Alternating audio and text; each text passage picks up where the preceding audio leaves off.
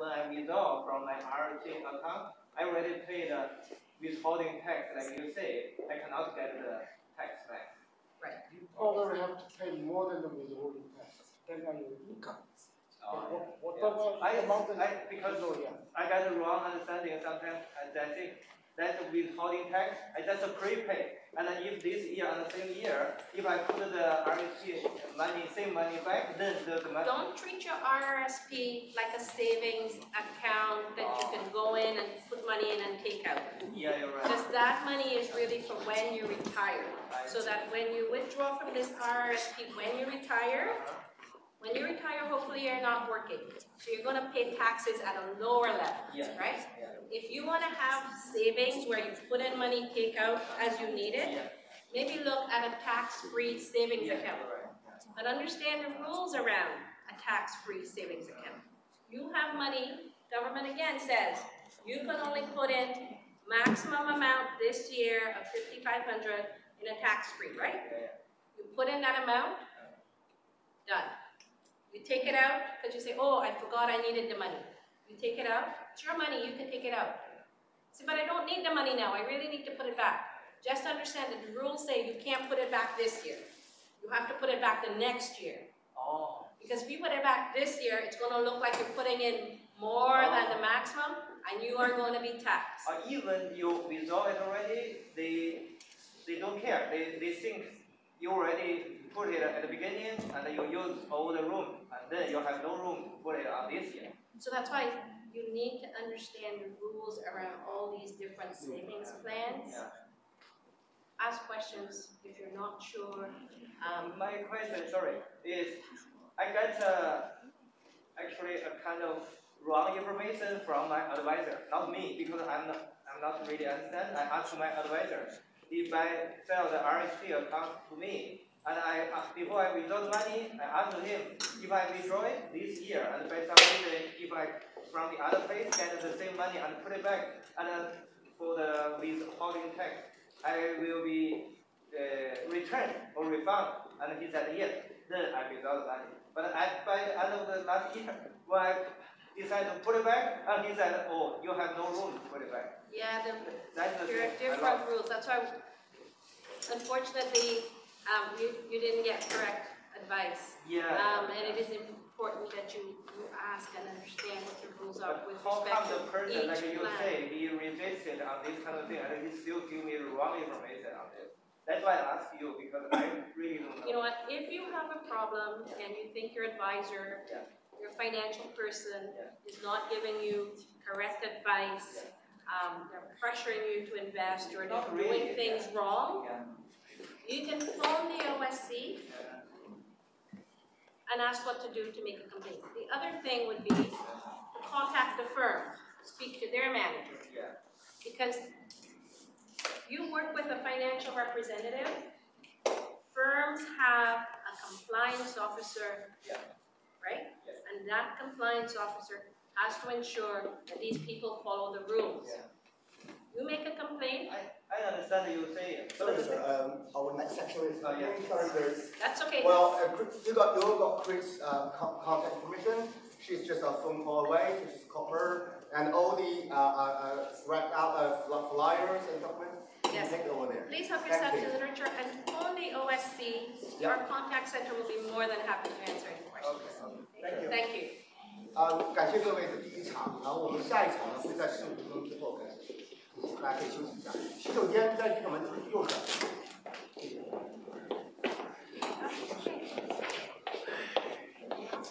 可以再慢点。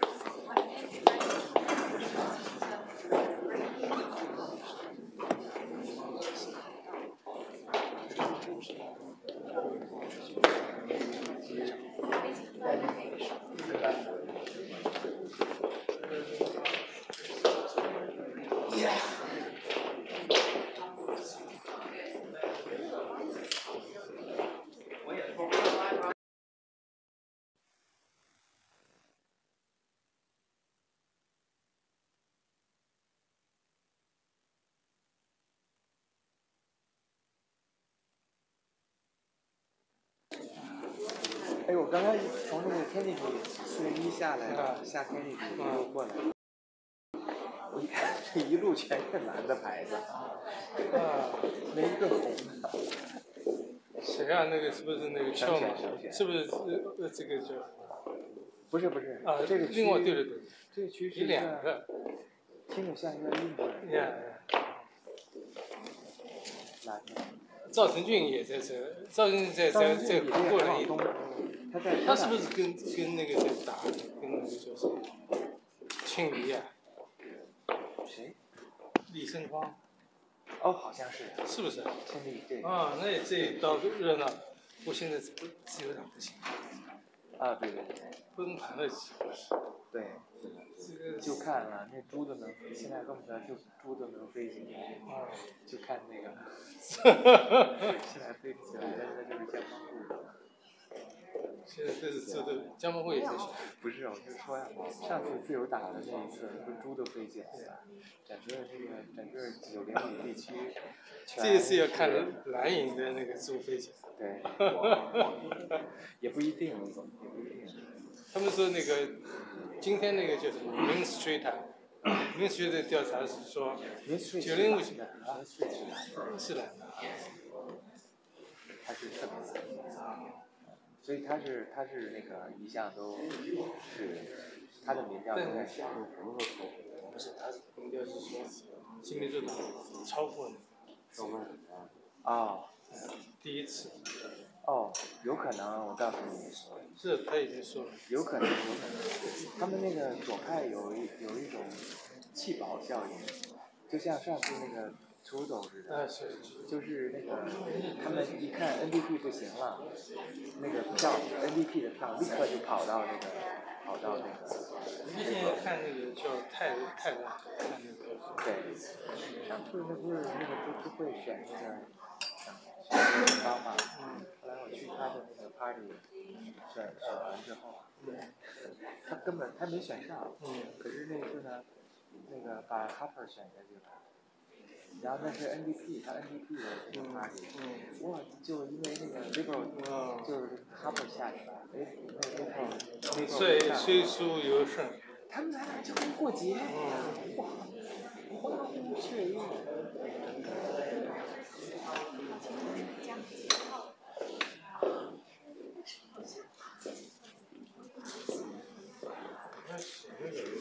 张腾那个。你今天做几单啊？就做2单。这个还有哪个？就刚才那个他前面有一个什么证监会的。证监会来谈防止欺诈。这个。我们这样几乎不出来。我们要出来也是经常是独家的。是吗？那龚小航你们做吗？做啊做啊，是黄家恒专门几次吧？他就一个人在那儿讲1个钟头。No， 他怎么会讲1个钟头？他到4点半就在发言，4点半到5点问的。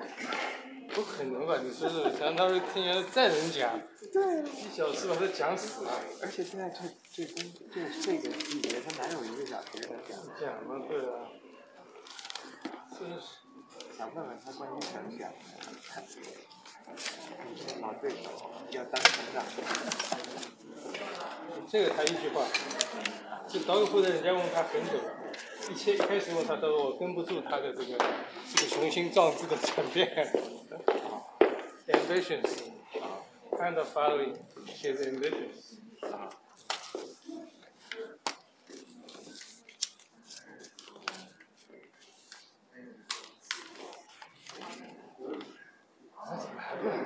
哎，我们家那儿现在，我们家那是那个 Ford 的老挝，现在到1个牌子都没有。这是不是觉得这个也有可能？就是他的天下了，还怕不行？可是那个谁不是跑到他那边，Justin Wayne 不是跑到去哇，他这个自己就恐怕要选下去。我觉得是。是，他们都说下来的机会。甚至说那个财长也。谁？就是安省的那个。啊，说啥？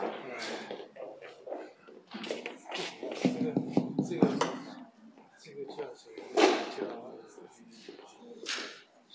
开始你就为了打住这点江山，后来是变本加厉乱来了，又是设置了。他赌这个什么？这个现在证明是不行。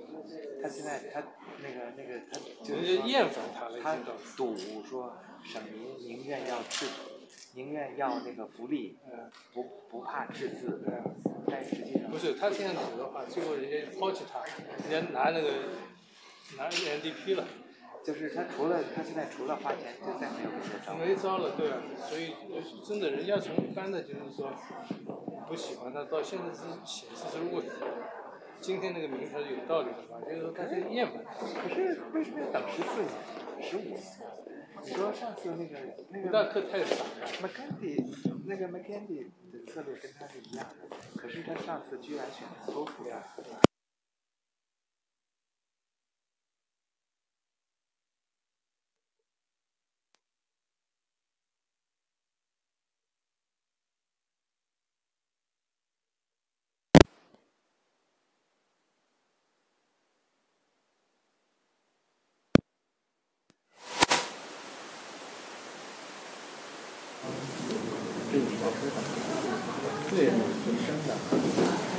So you want to hear?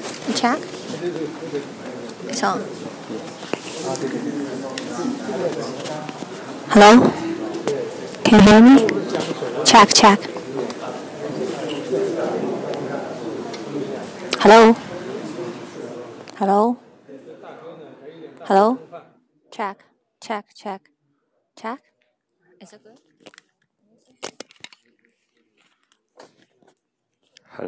Hello. Hi. My name is Tony.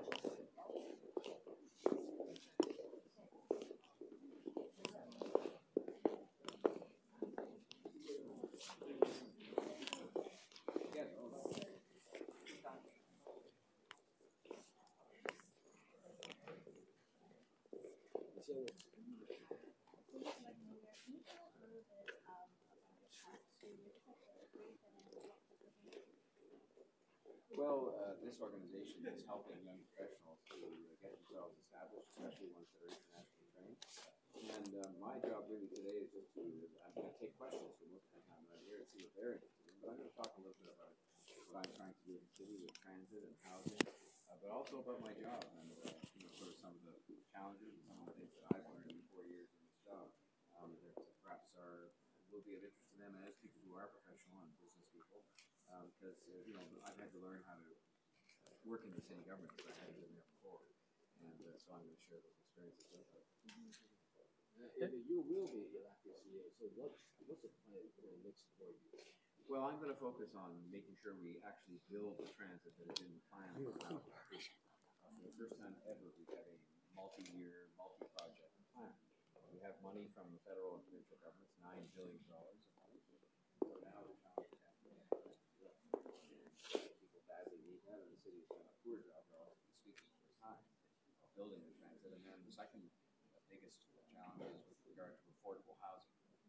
We have been building some affordable housing more than any previous year time, but we have to build much, much more affordable rental housing in particular, because a lot of people are having trouble affording living in the city. So those would probably be the two things that I would focus on the most if I was to be given the chance to have 4 more years as mayor. So, Ms. Mayor, talking about the traffic plan, what is the difference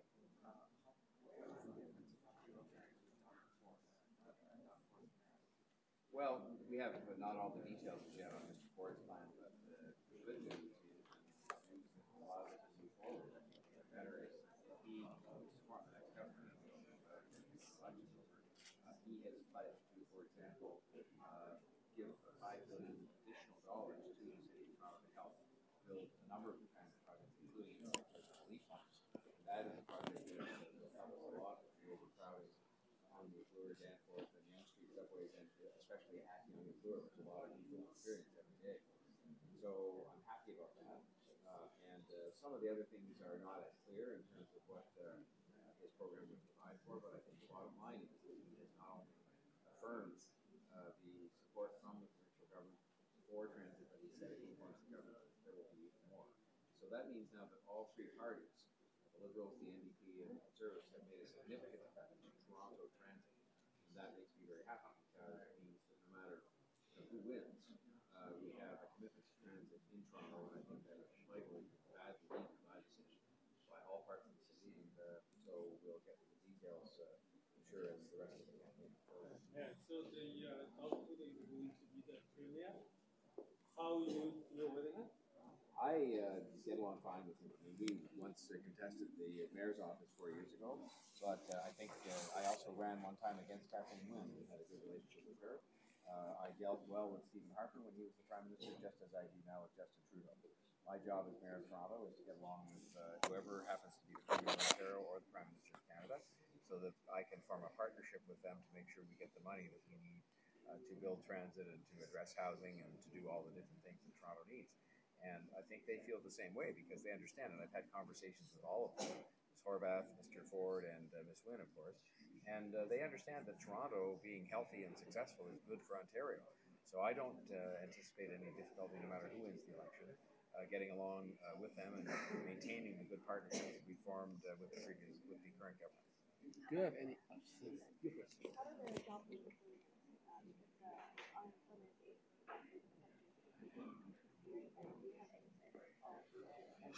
Well, I would only say that the unemployment rate overall since my time in office has actually gone down.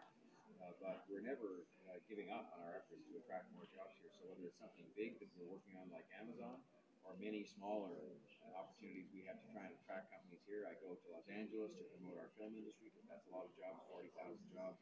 I take selected trips to China, to India, to the United States to try and convince people to invest here. So the best thing we can do is to do that, make sure they know the story of Toronto and the positive story, keep taxes low as we have done successfully. We brought in 4 budgets in a row that had inflation or less property tax increases, and then to do the other things that they would expect if they're going to move here and invest here, which is to build that affordable housing, build the transit so people can get around. So I think really it's just about having good, stable, reliable government in the city, and I think that's going to cause people to have confidence in investing here and create more jobs here. So, Ms. Mayor, do you have any commitments regarding to the property tax increase for your second term? Well, all I can say is that I'm going to be continuing to push as hard as I can for low taxes, because in the end, we have proven in the first 4 years that it is possible to have a tax increase that is at or below the rate of inflation, and at the same time to make significant new investments in the city. We have transit free for kids 12 and under. We didn't have that before. We have record investments in housing. We have a hop-on, hop-off transfer, which is coming in the summer, where you can ride on the transit, get off and shop for an hour, and then get back on and not have to pay a second time. We have new fare arrangements for disabled people and for people on social assistance. We have dramatically increased funding in the area of childcare. So we've proven you can do all of those things and at the same time keep taxes low. So I will tell you right now that I will resist the urgings of those who say we should be having big increases in taxes, because I think a lot of people can't afford that right now. They're having trouble paying for gasoline and paying for their kids' clothes and for food and all those things and their rent and housing. And I think they expect me and expect the city council to keep the taxes low. So, do you have any plan A or plan B if the TC win the election in the government? Do you have a plan A you're dealing with? And if not, do you have a plan B? My plan is the same plan. There's only a plan A because at the end of the day, no matter who is there, it is my job to push forward with. We have a council-approved transit plan, for example. The city council approved it some time ago. So my job is to get that funded and get it built, and to do that in cooperation with the provincial government. And I'm sure that whoever forms the government, NDP, PC, or Liberal, they will want to move forward with those plans. We spent so much time on them. And one of the points I'm going to make today is that we constantly seem to want to review and redebate and review and revise and change our transit plans. And this is why we haven't built any transit. And so I will certainly say to any government that's there, whether it's a new government or the same government, we've got to proceed with our plans. And we were doing that well together, and we'll continue to do that well. So I don't think I need a plan B. I think what I just need is to make some adjustments if there is a new premier and a new government to, I know these people, all of them, very well, and just make an adjustment to some of the things they may have said during the election that are a bit different, but to otherwise just be a good partner with them, as I hope they will be with me. Last question. One more? So it sounds Mr. Ford has a new plan regarding the traffic, like uploading the infrastructure. Yes, that's something, we'd have to spend a long time looking at that. I can't just say that I would, agree to that right away because I don't understand enough about it, but that is an idea he's put forward to upload the subway. And, I'm sure there are some benefits to that, but there may be some other parts of it that aren't as good. For example, right now, some people can say that instead of to operate the transit system, one integrated system where you have the subway and the buses and the streetcars all run by the same people. But, he has said that TTC would continue to run it, even if the province owned it. So these are the kinds of things you have to take a very good, long, detailed look at and understand completely what it is that, will happen if that was to occur. And I'm not unwilling to look at it, but I'm just not, because I don't have enough detail, I'm not willing to say it's either a good idea or a bad idea. I think it's an idea that we can discuss. But there might be some impact to the existing plan for the city. Well, look, you know what? Tomorrow morning, any government could wake up and decide they had a different idea or a new idea, or they had more money or less money. And so I have to take these things as they come. But my expectation is that I think if you look at all the things that have been said by all the party leaders, by and large, they're all proceeding with all the things we've agreed to proceed with. And that's good, because if they want to do some extra things and some new things, I'm very willing to discuss that. But I think the current plans are the things that I'm concerned with getting done. And I think there's been lots of positive feedback from all three parties about the money and the willingness to proceed with those plans. Thank you very much. So, Mayor, they're going to be doing a live stream, so we were just hoping that Not a problem. this way. So it's in the back. Oh, yeah, I normally just put it in my pocket, so I'll just get this on here first. There we go. We'll just put that in my pocket. We'll move this. Oh, yeah, okay, for sure. We'll just move this over here so it doesn't interfere with the sound, and we'll just put that in here. Perfect. We'll tuck in the cord. Yes, I will check. Okay. And you can check and see if it's working okay.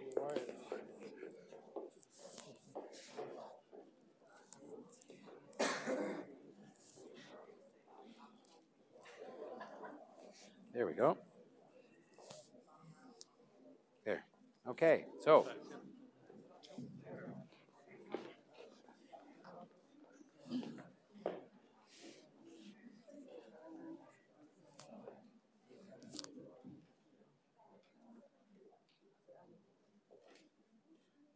One, two, three. One more. Thank you very much. Thank you. So am I to go straight up there, or somebody? Andy is going to... Okay, well, I'll just sit down in the front row then and wait my turn. Hey, how you doing? Good. How are you? Oh, I can do whatever you want. I mean, they've been sitting waiting very patiently, so. Yeah, just I think with today traffic people are still coming. Oh, I see. Oh, so you like me so I could just go around and say hello to people then? No, that's fine. I can't have, to go to the next event, so I can't, so you'll have to keep an eye on the time. So if we can start in 5 minutes. Okay. Very good. Hello. My name is John. How are you? What's your name? Becky. I'm very glad to meet you, For Becky. your purpose, I come here.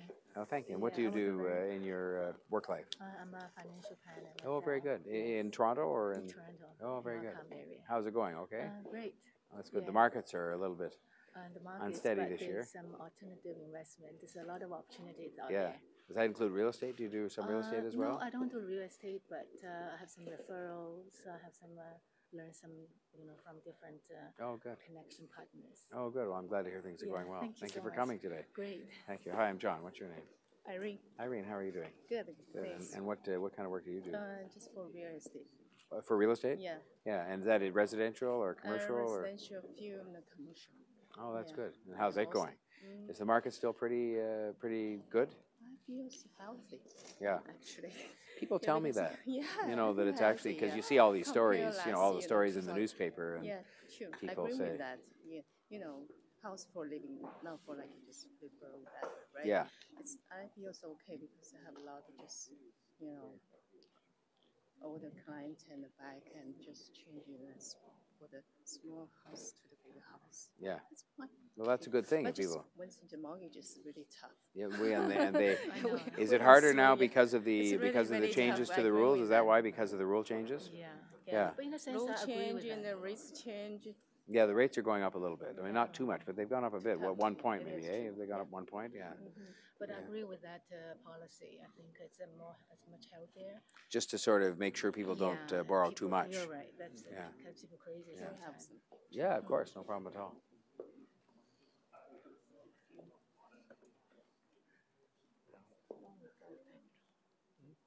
Can I take a picture together? Yes, of course. No problem. Yeah.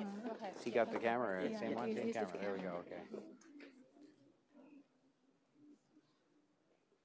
Thank you very Hi, much. how are you? I'm John. What's your name? Hi, my name is Maggie. I'm good. Maggie, I'm glad to see you. How are you doing? And what do you do? Are you also in the financial business or? Yes, I'm a account manager in real estate section. In real estate in where? Yeah, it's a property management company. Oh, property management company. Oh, that's good. So do they have commercial properties or? Yes, it's Oh, very good. I have been working in this industry for over 10 years. Oh, fantastic. Yeah. Thank you, Yeah. When did you all come here from China or? Yeah, I'm from mainland China, and I went to Japan for the first 10 years. Oh, you did? For 10 years? Yeah. Oh, wow. 1986 to 1996, and I came here. I first went to Shanghai in 1984. Together. Yeah, but I was amazed at how much it's grown and how much the buildings, all the brand new buildings, and very nicely too. Like a lot of in the streets are very pretty. And I went to Japan after that. Same trip. I went to Tokyo and to as well. Yes. Whereabouts? In Shanghai for over 5 years. Shanghai as well. Okay. Yeah. Well, when I went that first time in 1984, I went to Beijing, Wuxi, Shanghai, and then this last time I went to, I'd been to Hong Kong many times on business, but I went to Chongqing, Shanghai, and I'm trying to forget where else I went, and then I went to Hong Kong as well, of course. But it was a good trip, and we were doing lots of business. There's a lot of Canadians living over there, too. Yeah. Like in Hong Kong alone, I think there's 100,000 Canadians living there. Oh, wow. Yeah, it's a lot. Oh, yeah, that's amazing. Yeah. So that's why I think it's a good combination between China and Canada. Yeah. Because I think we can do better. Yeah. We can contribute more towards Canada. I'll tell you what else. This is the year, I think, of all the tourism between China and Canada. And I look out my office window, I look onto Nathan Phillips Square in front of the City Hall, and there are huge numbers of Chinese tourists I see every day walk behind the... Not back home in China, everybody wants to come here. Yeah. Especially for the young student. That's good. Summer camp, just international summer camp. You can't believe nowadays. Yeah. So That's a good thing to come to, though. It's a real Canadian experience to go to summer camp. That's really nice. Well, good luck, everybody. Okay. Good luck. Really nice to talk to you. Hello, sir. Hi. Yes, not at all. How are you doing, sir? Good to see you. My name's Ian. Ian, what are you doing in your I'm working work for life? Loblaws. Oh, good. Yeah. Now, do you go all the way to Brampton to do that? Yes. Well, it's a long hike. Do you live in Scarborough? I used to be living in Scarborough. Yeah. Then I moved to. It's a little closer to work. Oh, that's good. Exactly. Yeah, so you don't because have... the traffic is not good. It's a good company. No, I know. The traffic is, especially on the 401, 407 is expensive, but... I commuted for 3 years. Did you do transit or driving? Driving. Driving, yeah. But now, I just moved over your there. life is better now because you... how long do you drive to work now? Like 20 minutes? Or 10 minutes. 10 minutes? Yes. So you have probably an extra hour each way, 2 hours a day. That's right. That's good. A lot of time. That's very good. Well, good luck. It's a wonderful company. Thank it you. Really is. Thank you. Good luck. Okay. I'll sit right here. Yes. Good afternoon. My name is Andy Shi. I'm the executive of CPAC. Welcome to the CPAC Public Talk Series. I was going to tell you a little bit about CPAC, but I think we are running a little bit late on time, so I'll just go into the introduction of our speaker today. Our speaker today is the Mayor John Tory, who really doesn't need introduction. But I would like to say a few words about him. In our city, in our society, we constantly look for good leaders. Good leaders are those who use both their mind and heart, who has talent and also virtue, who demonstrate integrity and character as well as skills. Now, unfortunately, in our politics, we have too many people at the far right who have too much mind and no heart, and they treat government as a heartless enterprise. Good, thanks. I hope you heard me clearly. We have too many people on the far right who treat the government as a heartless business for shareholders and forgetting its agency for the good of the people. And eventually they fail and lose their minds. We also have people on the far left who think the government is a charity that should cater to everybody's every wish, forgetting that good, fair, equitable society and caring society is predicated upon sound economic development and also prudent fiscal management. Eventually, they also fail and lose their heart. We are fortunate that in Toronto, we have a leader who's not far to the right, not far to the left, but very balanced and very stable in the middle. And that's how Mayor John Tory. He has a brilliant mind, a big heart, and his mind has been proven again and again in the many leadership positions he's held. He's been a lawyer, a managing partner for a large law firm. He was the former principal secretary to the Premier of Ontario, Bill Davis, and the associate cabinet secretary. He was the commissioner of the CFL, CEO of Rogers, and also the leader of the Progressive Conservative Party of Ontario. Now, he also has a big heart. He loved the city very much. He spent his career working for the people and working with organizations like the United Way, Civic Action, and the St. Michael's Hospital. Mr. Tory understands the power of diversity, and he's a great supporter of organizations like CPAC and the community of international trained professionals. So, ladies and gentlemen, please join me in welcome our Mayor, His Worship John Tory. Thank you very much, Andy. Well, Andy and ladies and gentlemen, first of all, good afternoon. Dag Yaho. And I want to just say, that I couldn't have been better introduced in terms of the approach that I've tried to bring to this job. And I'm going to speak briefly a little bit about my experience in this job, and then really take your questions, because that's why we're here today. But I've really tried. I think part of the problem in politics today, and it's true not just in Canada but in other parts of the world, is that things have become very black and white. Things have become very polarized, and the debate has become very polarized. And people don't seem to be willing to understand that there may be some good in the position taken by somebody that has a different opinion than your own. And so there become these endless fights and debates between people that become, quite negative. And I actually see my job as to do two things. One is to make sure the place is somewhere that people want to invest and create jobs, because I'm a strong believer in the fact that most of the jobs that are lasting jobs that create wealth are going to be created by the private sector, by people, entrepreneurs, by businesses, big and small. But they're people who will have the confidence to invest here because we have reasonable taxes, because we have good transit, because we have proper housing. And so when I come back and talk about those very same issues and say the other side of me, the side that has the heart that Andy talked about, says that you also have to make sure that you build the transit and have the affordable housing and keep taxes low, because there are lots of people who are just trying to lift themselves up. They're trying to do better. They're trying to start a business or start their career or start a family. Or there are people who have been historically poor and marginalized, and you have to do those things to give them a chance to do well. When someone invests here, they can have a way to get to the job that's being created. They can have a proper house to live in the city of Toronto, so they don't find it too expensive to live here and have the job here. And so to me, that is exactly the balance that Andy talked about, which is a balance between being, yes, a sound manager of the city, in that you make sensible decisions, you manage the finances sensibly, you keep the taxes as low as you can. At the same time, as you take initiatives to make sure that you help people, especially those who are just trying to climb up a little bit from where they are. And so if you look at some of the things we've done, I was saying to the media, they were asking over there about what my approach would be with regard to taxes if I was reelected to a second term next year. And I said, well, my approach really wouldn't be much different in the context of saying that I want to keep taxes low because I understand there are a lot of people having trouble affording living in a big, expensive city like this. And that applies both to homeowners, because our taxes, of course, are applied on property mainly. It applies both to homeowners, but it also applies to renters, because renters live in buildings that are taxed also by the city government. And if you increase taxes too much, then renters are going to simply see their rents go up. So I feel that it's my responsibility to make sure that the city stays affordable and that we run the city properly and make sensible decisions. But at the same time, I want to make sure we do that so that we have enough money from the taxes we do collect to, for example, do something we're doing this year, which is we've made available a special pass now for people who are on disability pension or on social assistance to give them a discount on the transit. Now, why do you do that? Well, because we want those people to be active. We want the ones that are able to do so to go to work and to get a job.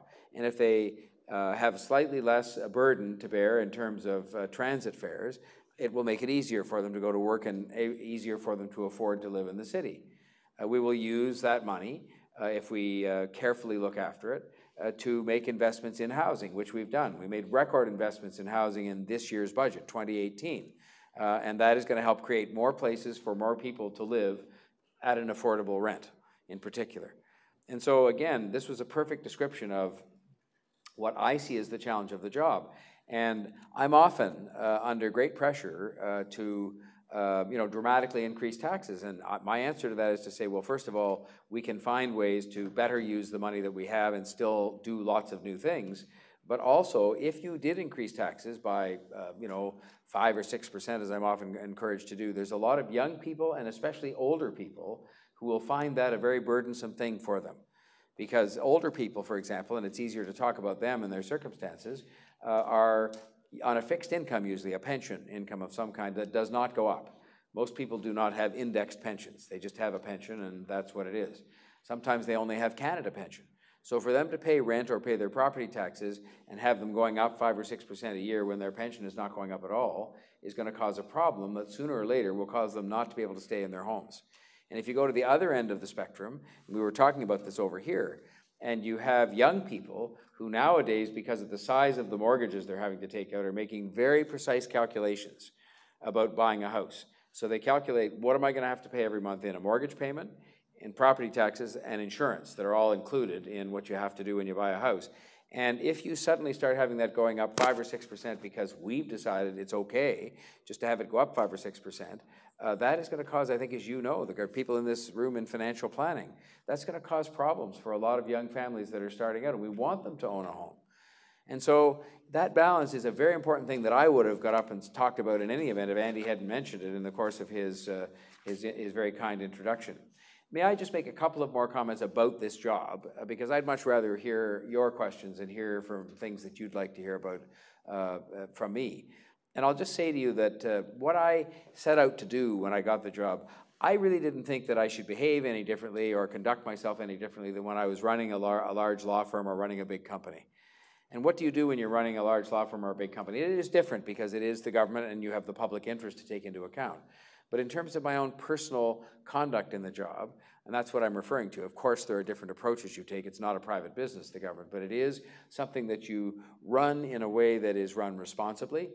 You run it in a spirit of partnership with the people you're there with, whether that be public servants or the people I serve with on the Toronto City Council.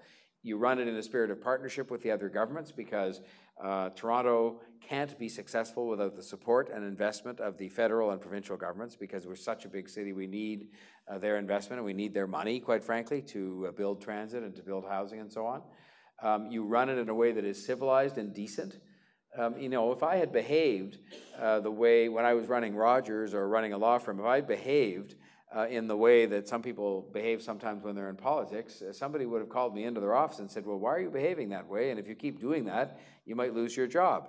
And yet in politics, people seem to sometimes think they can behave quite differently, and I just don't accept that.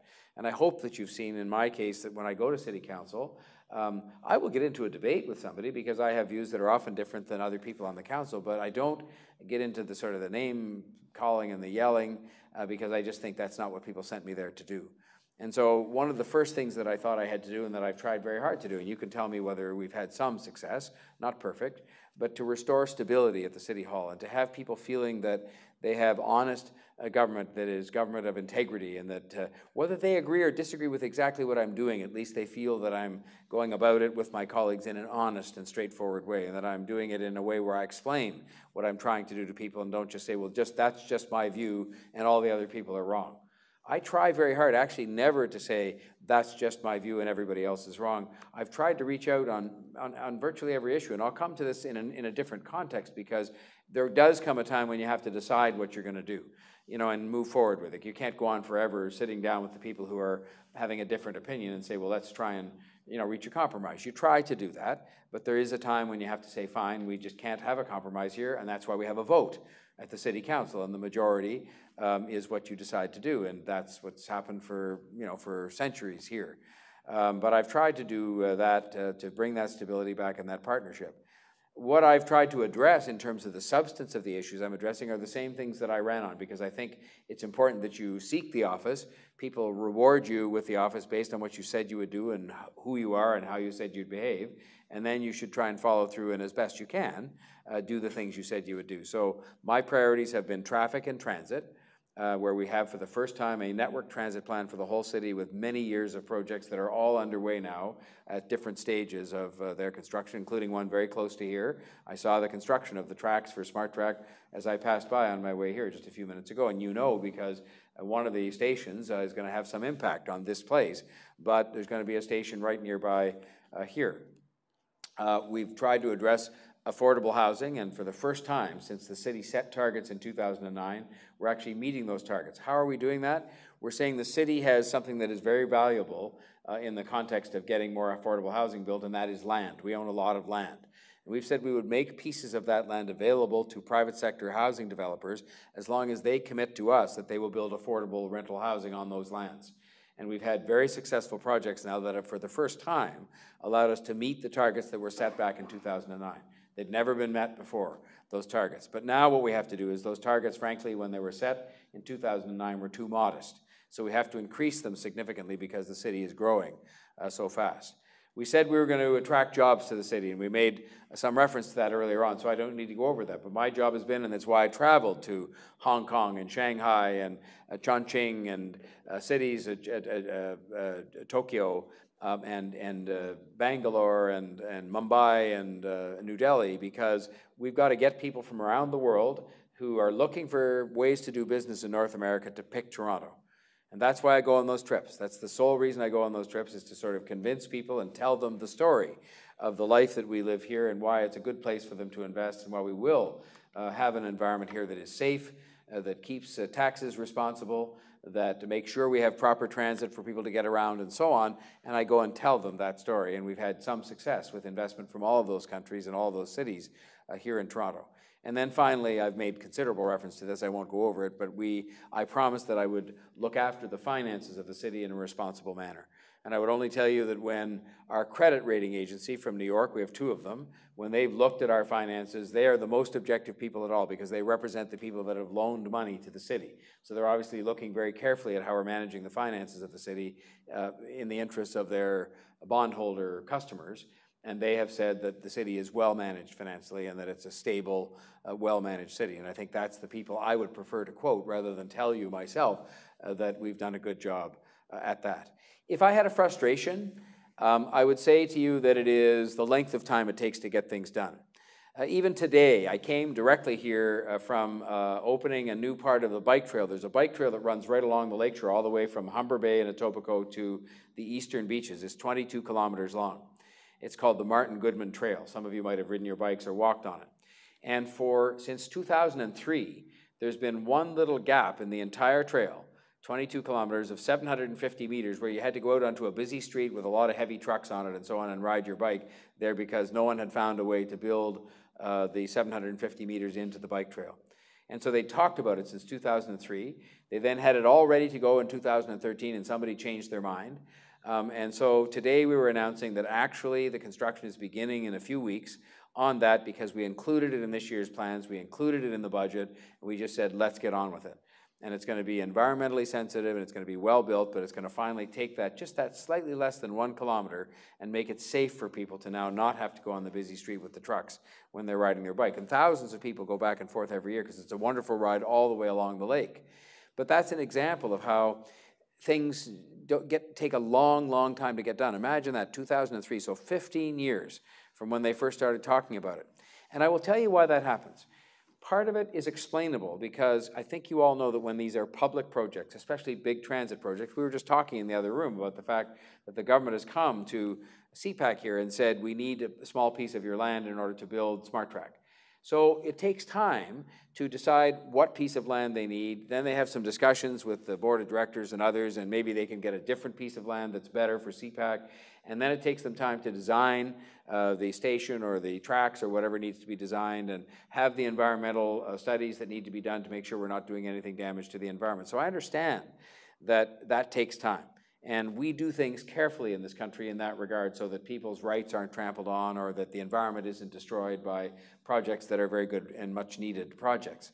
The part that takes up the extra time, I'll be honest with you, is that there seems to be a tendency now, certainly at City Hall, to believe that when a decision is made, and it's made by a majority of the council, after you try to fashion it in such a way that as many people as possible can vote for it, there seems to be a belief on the part of some people that you now can say, well, let's just wait 2 or 3 months and see if we can have that discussion again, and see if we can take another vote and see if next time it's different.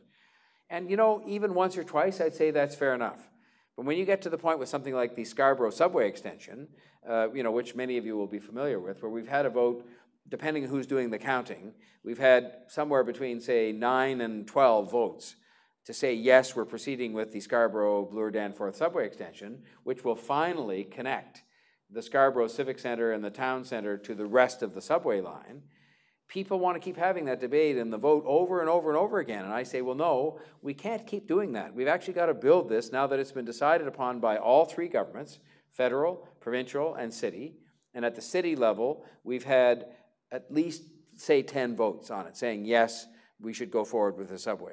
And it's not me saying, because that happens to be my point of view, that we should build the subway, because in the long term, it will attract investment and jobs to Scarborough, which I think is a very good thing. And it's not me saying this will be good for people in Scarborough because they can have a way, without changing trains and so on, to go downtown if they want to go downtown, or for people from downtown to come here. It is because I think sooner or later you have to accept the fact a decision has been made and move forward with it. And you can't keep waiting for the next election to change your mind again, or waiting for the next council meeting to have another debate. And if I had a frustration, it is that on many different matters, and there's an article in the newspaper about this today, you know, talking about something called laneway housing, which simply says, and it's more a downtown thing, but if you have a laneway behind your house and you have a garage, the city was proposed with my support to allow you to build a little, it's almost like a little apartment, a little flat above your garage. And why would you want to do that? Well, for us, the good news is it would create more affordable housing, because those apartments by definition will be affordable because they're smallish. But it may also be that you want your parents to live there. I know the Chinese community, and many of you here are of Chinese ancestry. I've often said, when I used to be a broadcaster, how much I admire what I think of as more of an Asian tradition of looking after your parents when they get old. We've not been as good at that, those who've had their families here for generations. We sort of thought somehow maybe the government would do that. I don't know what we thought. But you know, I think we've learned a lot from people who've come here from Asia over the last many years, because there's a real commitment to looking after your family. But what a nice thing if you had a house and you had a laneway and you could build a flat, and your mother and father, or maybe your mother's going to be by herself by that stage, she could live there. So she can live on her own, but she's close by. Or isn't it nice you could have a little bit of extra income if you're a young couple and you're trying to stay in a house and afford to be in a house, and you can have the income and have a modestly priced apartment available to some other young couple that are just starting out right at the back of your house. So I'm in favor of that. But if you read this article in the Toronto Star written by a man named Mr. Keenan, he would say to you that we find 100 reasons not to do these things. We find 100 reasons to say no, and to say, oh, no, that's too complicated, or there might be just one thing about that that doesn't quite work, so we better not do it. And so that to me has caused a lot of what you see, which is this very slow decision making. And I'm not saying we shouldn't be careful. We should be careful about the environment. We should be careful about the money and the cost. We should be careful about who it affects when we have a project, whether it's laneway housing or the Scarborough subway. But sooner or later, you have to say, okay, we've studied, we've debated, we've discussed, we've compromised, now we have to do it. And so for me, this has been a frustration, and it also leads, when you have these debates over and over again, as you might expect if you think about it for a minute, it leads to that polarization I started off speaking about, because the more you have the debate, the more times you have the debate, people become quite hardened in their positions. They say, well, no, we already had that debate, and I was in favor of it, and we won. And the people who lost said, well, yes, but you still didn't think about all the things we said you should think about, so we feel very strongly about our position. So people, instead of saying, let's try and find a way to make it better, they just have these debates over and over again, and the vote is exactly the same every time. And you say to yourself, well, now, what did that really achieve, to have the same vote 10 times as opposed to maybe 2 times? All it achieves is it causes delay, and you don't get things done. And I find that frustrating. And so when you will hear me seeking re-election, I'll be seeking re-election on the basis largely that I've got many ambitious plans that we've put together and got approved in this first 4 years, and that the next 4 years have to be the time when we actually make sure they get done. It's one thing to get a plan done. You all know this from business and professional life. It's great to have a plan. But if you can't implement the plan, or if you don't implement the plan, then I guess the plan doesn't mean very much on a piece of paper. So that is, if I had to, I've told you, what goes on down there. I will say to you that being the mayor and working in the city government is very satisfying, because as you will know, and you'll know this whether you came from somewhere else in the world or whether you've always lived here, the city government is the one people turn to first. And that is because a lot of the things we do are the ones that are most necessary for people in their day-to-day lives. When you get up in the morning and turn the water on, you expect it to come on. You need it to come on to live your life. And we're responsible for that. And if it doesn't come on, it's us you call. When you take the transit, if there isn't transit or if it's not working properly, you call us, because that is who's responsible for the transit. When it comes to your garbage being picked up, calling the police, calling the fire department, childcare for your children, parks to play in, roads to drive on. This is the city's responsibility. And I think as a result, there's 2 things that are a result of that. One is people feel very close to their city government, and I've certainly come to realize that in the course of my responsibilities these last 4 years. But the second thing is that there's an opportunity every single day to make a real difference, because you can actually, build a new park or fix a road or make a new transit service available to people. And that you can do it and that it has an immediate effect on their lives, not something where it's a sort of a long-range 25-year policy that may be very important, but that doesn't necessarily affect people's lives right away. And the other time that it comes into play, and I discovered this in a very tragic way, and I'll finish on this note. I don't want to finish on an unhappy note, but I can say something happy about it. When tragedies occur, like happened in the city a couple of weeks ago with that terrible thing where we lost 10 people and saw 16 other people very seriously injured, and I've been to see the people in the hospital who were injured, and they're badly injured. They're not people who just had a sprained wrist or a broken arm. But what you saw there was that in a city like this, that I was able to do my job in making sure that people felt a sense, I hope, of reassurance and of safety and of stability even after that terrible incident, and that we, instead of getting into some kind of a debate that we might have regretted, where people became again polarized, I think what happened instead was the city pulled together and said, you know what, we're going to stand in solidarity with the families of people that lost their loved ones and that had injured people, and we're going to support them, and we're going to help them, and we're going to show up.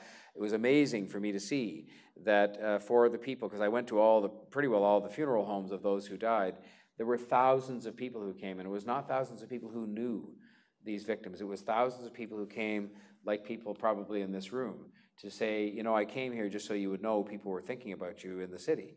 And you can see that in the job that I have, that there's a great ability to help people heal themselves and to help them understand each other better. I was at a place this morning, just a couple of events ago, at the Muslim Welfare Center, not far from here. And what did they do there? Well, every Saturday, they make sandwiches and lunches, and they pack them up and take them down to Regent Park, which is one of the areas where people, quite a few people struggle. And they give those lunches out not just to people who are Muslim, they give them out to anybody who needs lunch, who's hungry. And they do that every week. And, that's the kind of thing that you, in this job, can positively influence by saying to people, let's make sure we get the best of all the people that have come here from around the world. They came here to enjoy a way of life that I think is very special. But we've learned from the people that have come from China and from India and from, you know, every country you could possibly name. It has enriched this city. I grew up here my whole life. This place was really boring about 40 years ago. It was. There were no restaurants. There were no restaurants here. There was nowhere to go to eat. You know, when Mr. Mirvish had the theater downtown, the Royal Alexander Theater, he had to invent his own restaurant, and all you could get was a piece of roast beef and mashed potatoes. That was it. And now look at Canada. Look at Scarborough. Scarborough is a internationally recognized food mecca because we have Chinese and Asian and Thai and Filipino and, you know, everything you could possibly imagine in this city, and we have all their cultures and all their languages, and we've benefited from that, and we've enjoyed that, and we learn from that, and celebrate that. And as a result, there's very little of that kind of polarization I talked about. In fact, I would say there's less polarization between and among the people from different worlds and different faiths who live here than there sometimes is between Scarborough and Etobicoke. You know, Scarborough and Etobicoke sometimes think that they're rivals when I say, no, you're part of the same city.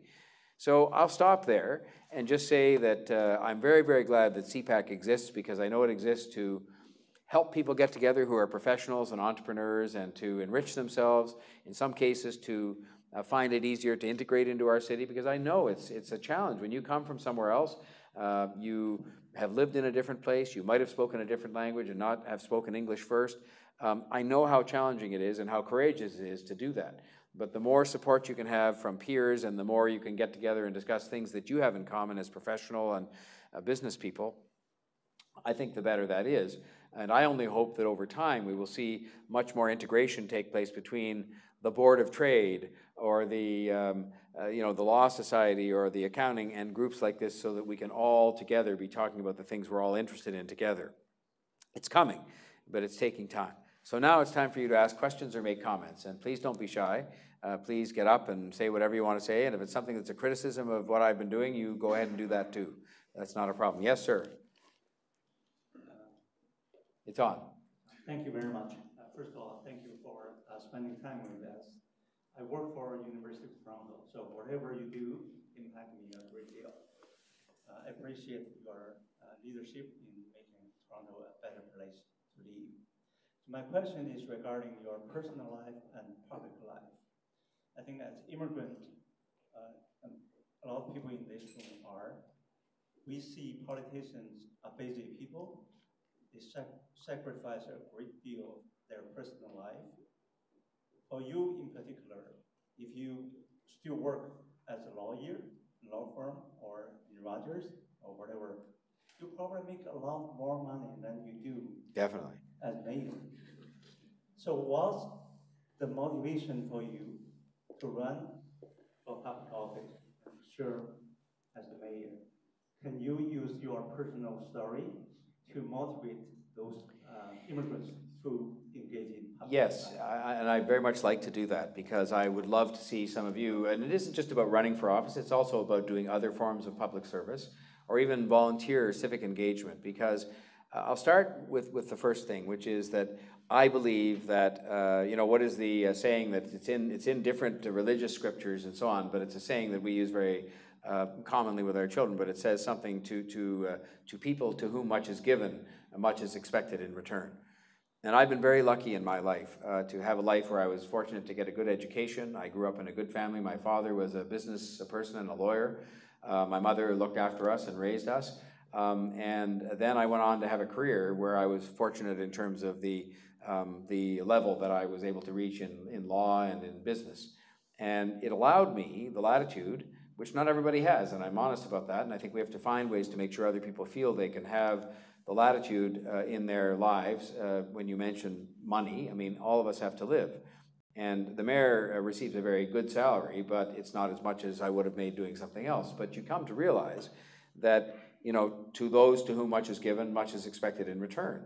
And for me to decide at the age of, I guess I got elected when I was just 60, that I could give some of those years, which are among the last years of my career, because my career, I mean, I'd like to keep doing things, but, my career is probably in the last quarter of it, to me was a decision that I was very comfortable with, because I felt that it was public service and that I had always done a lot of volunteer service, as Andy was kind enough to mention in his remarks, but I felt that this was something that I could apply myself to as my job. But I think way more important than that, and the real reason that I was attracted to the job, no one should feel sorry for people who are in public life. I will tell you honestly, I'm not trying to get you to feel sorry for me. The person you might feel sorry for is my wife. We have 4 children, and our children are grown now, and we have 5 grandchildren. And I see them less than I might see them if I was in another job, because on days like today, I started to work at 9 o'clock this morning, and I'll finish at 10 o'clock tonight. I'm going to the Imperial Ball to raise money for the Chinese Canadian Cultural Center this evening, and I'll finish when that's over tonight. And that's true probably 7 days most weeks. So if you think about it, I mean, as long as I have the energy to do that, that's fine for me. But my wife doesn't get to see me as much as some other spouses might, and my children and grandchildren don't either. So that's some of the sacrifice you do make, and I try and make up for that by making sure when I see them it's good time and so on.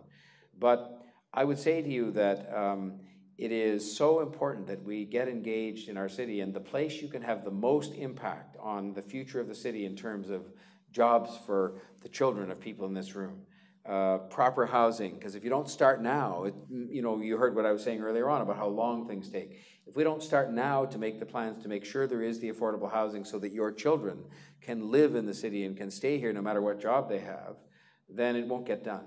If we don't start on the network transit plan now, it's going to take the Scarborough subway, if we get on with building it, which I'm very determined to do, and we're starting to do some of that work this year, it will still not be finished until 2026.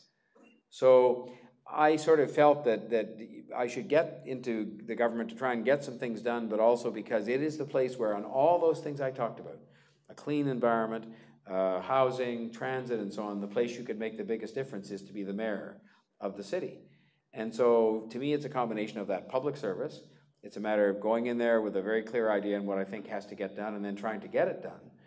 And to me, it's just really an extension of what I was doing before, spending huge amounts of my time as a volunteer, in addition to my job, trying to build a city that is already, and it's not particularly thanks to me, because I've only been the mayor for 4 years, but when I became the mayor, we maintained our status as the 4th most livable city in the whole world, one of the top 5 most livable cities in the world. And so I see my responsibility is to keep it that way for your children and my grandchildren. And so the public service part of it, and whatever hours you work, whatever pay you do or don't get, I mean, to me is just, you accept that goes with public service. That's why they call it public service. And so I'm very happy to do it. And I urge you, and I say this in 2 respects. One, because it's good for the city and good for the country for people to get engaged in the community.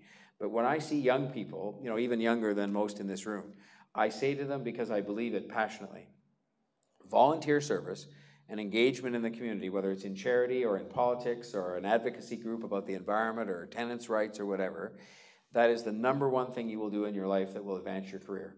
And if you think about whatever jobs you have, and I talked to a couple of people over here who are in the business of attracting clients, as I was when I was a lawyer. Well, where did I meet and get to know many of the people that became my clients? At volunteer things. I saw them there. We worked together on something. We worked in a common cause together to make the city better in some way, and we got to know each other. And when they thought of somebody they wanted to call to get some help, whether it was in business or in law, they called me. I mean, they didn't only call me, but they would call me, or I would call them.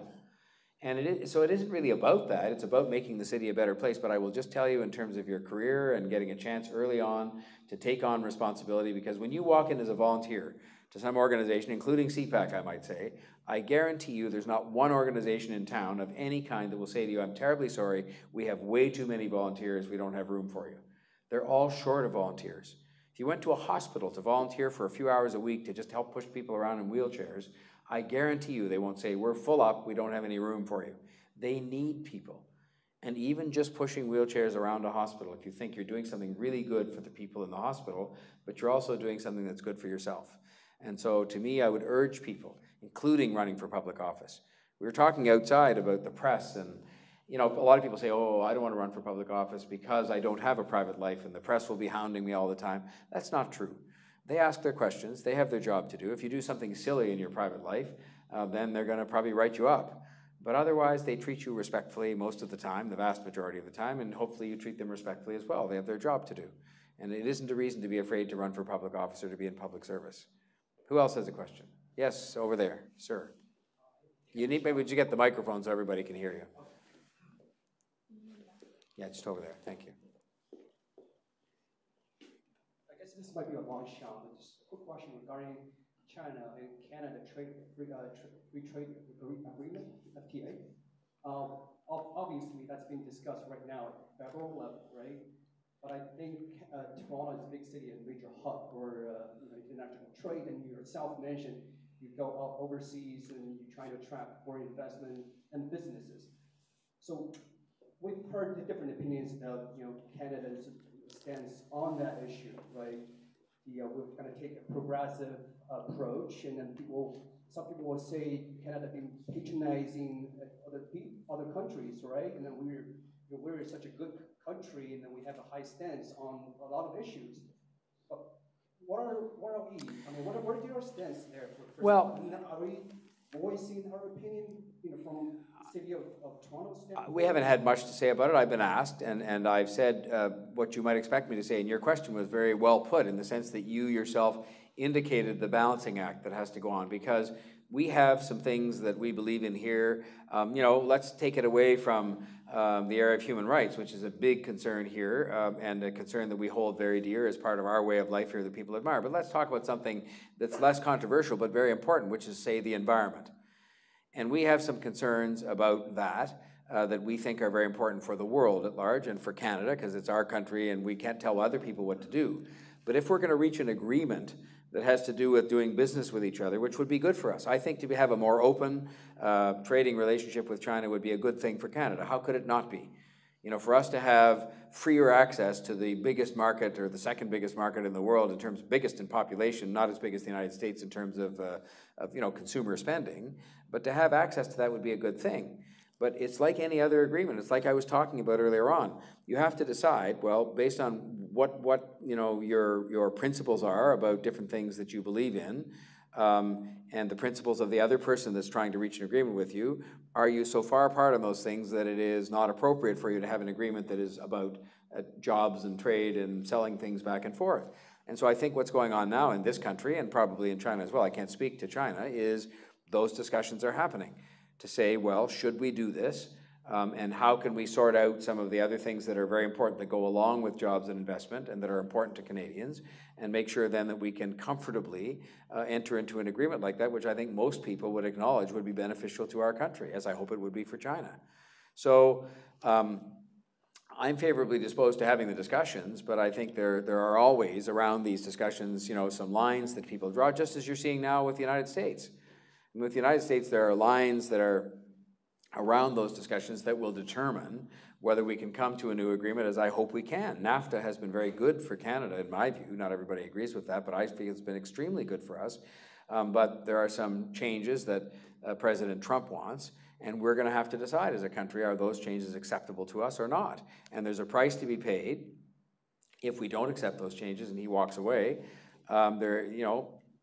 People might argue there would be a price to be paid if we just accepted everything that he wanted. And so that's why these things are complicated, because otherwise, if you thought about it, why wouldn't everybody just have a free trade agreement with everybody else? And it's because countries are different. They have different systems they run on, and we believe ours is good, and we want to make sure that as we do business with people that it's not something that is going to be uncomfortable in a whole bunch of other respects.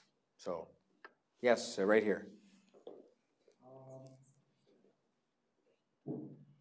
Is there any possibility that the closure develop with the Central Islands? I'd like to see a few bridges and hotels and attract the international conferences. And It's a very interesting question, and I don't know how long you've lived here. You may have been here your entire life, but to people who have been here for their whole life, like me, would know that there's been a huge debate about what to do with the Toronto Islands that has gone on forever. But I think the debate is pretty much settled now, as we're in the sort of the 21st century, and that is that there will be nothing developed over there. There are some small businesses that are over there that are mostly for the amusement of people, a couple of restaurants. There are some homes that are over there that have been there historically for about, they've been there a long time. There used to be, interestingly enough, hotels over there. In days gone by, there were hotels on the island in Toronto. But I think what most people feel is that it is such a unique, precious asset to have what is largely a big piece of green space right opposite the fourth biggest city in North America, that we should preserve that for that purpose, so people can go there who don't have a cottage, who would like to go somewhere near the water in the summertime and enjoy some time there. So I don't think there's any prospect whatsoever. I'd say it's a 0% chance that the island will be developed ever in my lifetime, and I think that's the right decision. It should be improved as a park. We should make sure that those restaurants and small businesses that are over there are healthy if we're going to have them continue, but that we are not going to develop commercial enterprises or big buildings or anything like that over there. It's also, by the way, the island itself is really just like a sandbar. The island was built up over time by sand washing up there from the Scarborough Bluffs. And so I'm not sure even what you could build over there if you wanted to, because it's really, the reason it flooded last year is the water came up through the island, through the sand. So I'm not sure it's really proper for development, but I don't believe that there's nobody even talking about that except you. You're the only one. First, it's not to say you shouldn't get up and say your view, but you're the only one. This first person who's ever asked me that question. I asked the city councilor Qin Li, and he denied, and then I didn't give up, and now it's time to give up. Okay, who, maybe at the back in the orange or pink sweater there, we can take the microphone back there, and then we'll try and take all the questions before we have to go. Yeah, I know we can take... Okay, so thank you. Actually, my question is, Mr. Tory, you mentioned about your travel to lots of cities in the world. Try to sell Toronto to attract talent and invite them to us. So would you mind to summarize what's the top 3 reasons or top 3 selling points you give to the world? Yep. And also, next one is, what's the most important improvement area you think Toronto we need to work together to make the city even better? Thank you. I'll answer the second part of the question first. And the second part was, what's the most important improvement we have to make to the city to make it better? And I think there's sort of 2 aspects to that. I would say that housing and transit on very practical basis are things we have to address, because we fell way behind on building transit, and the housing problem has become worse and worse as the city has become successful and has become more expensive. And so I think we have to address those 2 things. Now, on the reason I said 2 aspects, I think the other thing we have to keep a very close eye on, and I have to work very hard at with my colleagues on city council, is in the city, there has developed here, like many cities in the world, a gap between those people who are comfortable and doing well as professional and business people and so on, and those who are really struggling. And if we're being honest about this, those who are really struggling are oftentimes newcomers to Canada who are finding it difficult to get themselves completely integrated as quickly as possible, including, as you know, probably many of you have been through this, that people who are highly educated elsewhere and highly trained and even maybe had 10 years experience doing a given kind of job somewhere else will come and try and get into the same profession here and find it very difficult. And so that is something that if you let that carry on for a long, long period of time, sooner or later, the people who came here in good faith seeking opportunity are going to get angry and frustrated. And that leads to the kind of society that I described that we don't want, where people are saying, well, because I'm different, because I came from somewhere else, because I might not speak English as well, I'm being denied the opportunity to have a job here alongside someone who's been here for 5 generations. So I think that's the biggest challenge facing the city. In terms of what I say, when I go overseas and talk about Toronto, I probably talk about it with 2 or 3 things. One, I say it's a very livable city.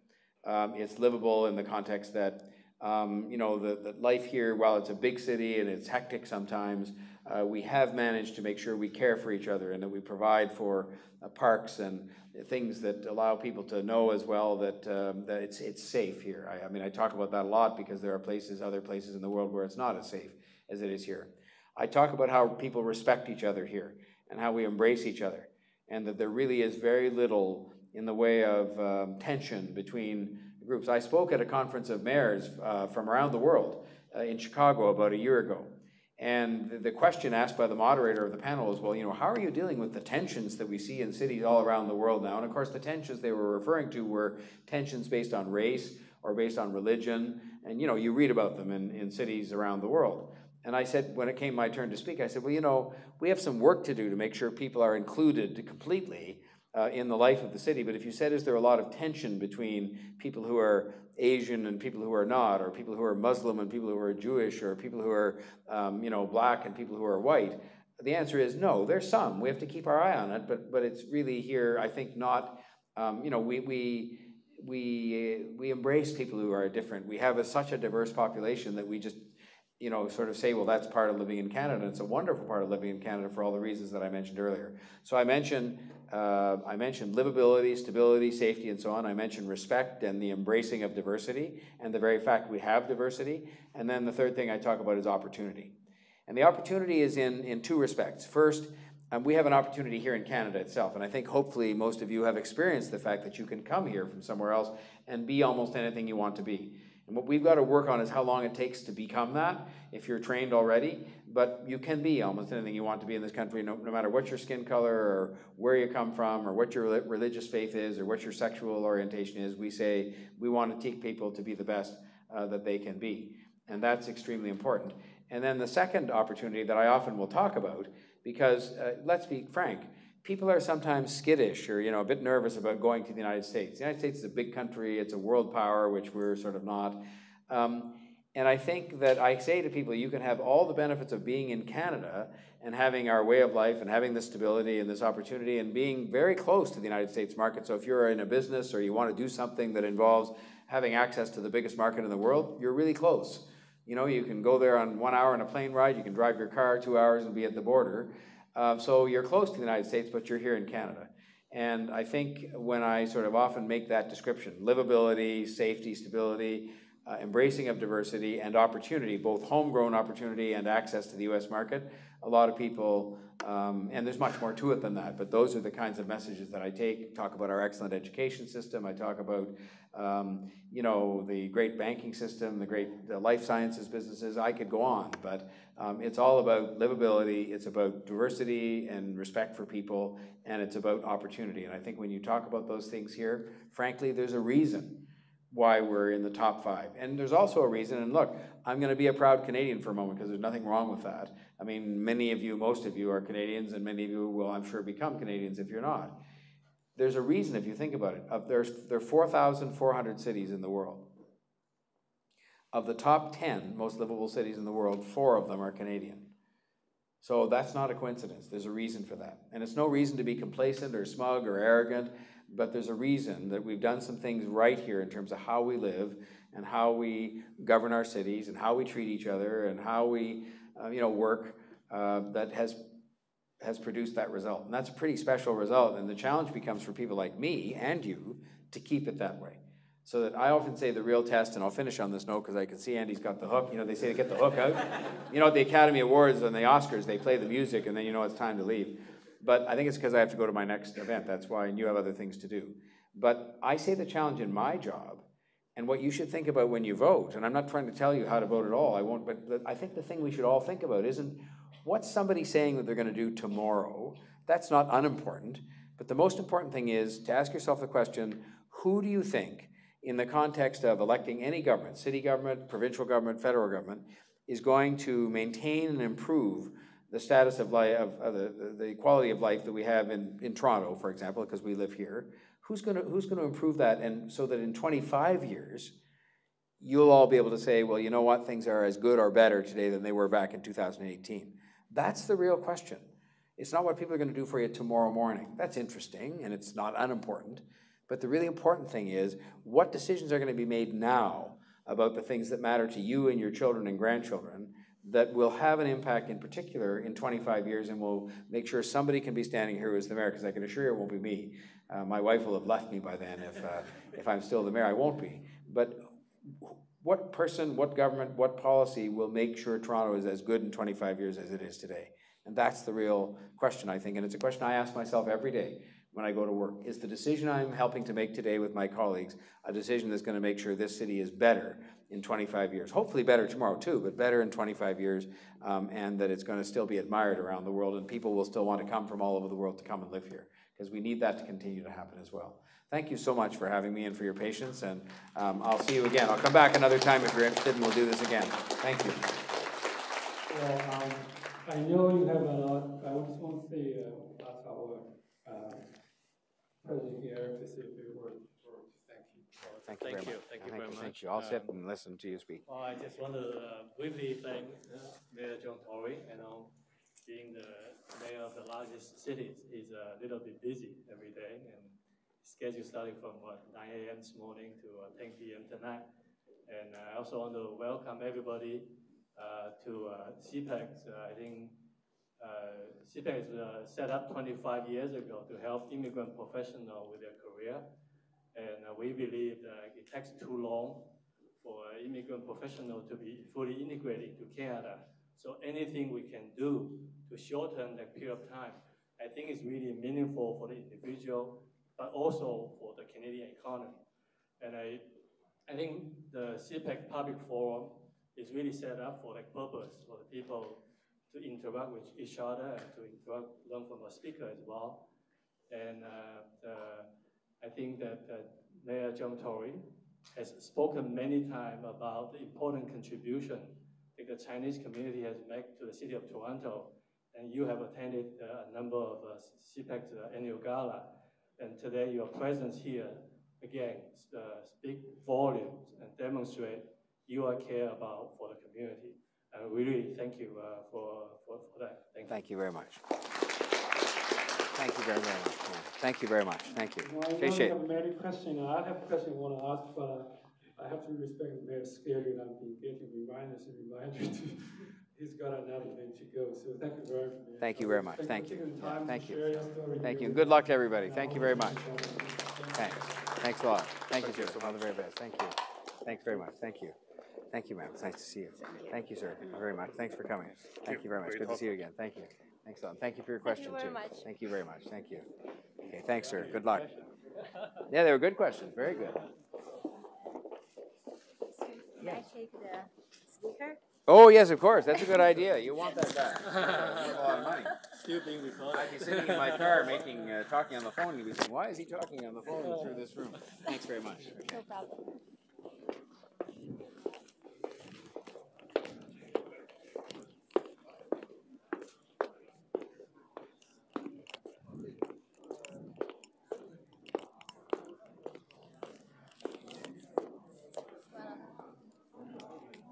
就是他带着的话，我们就可以听听他的那个。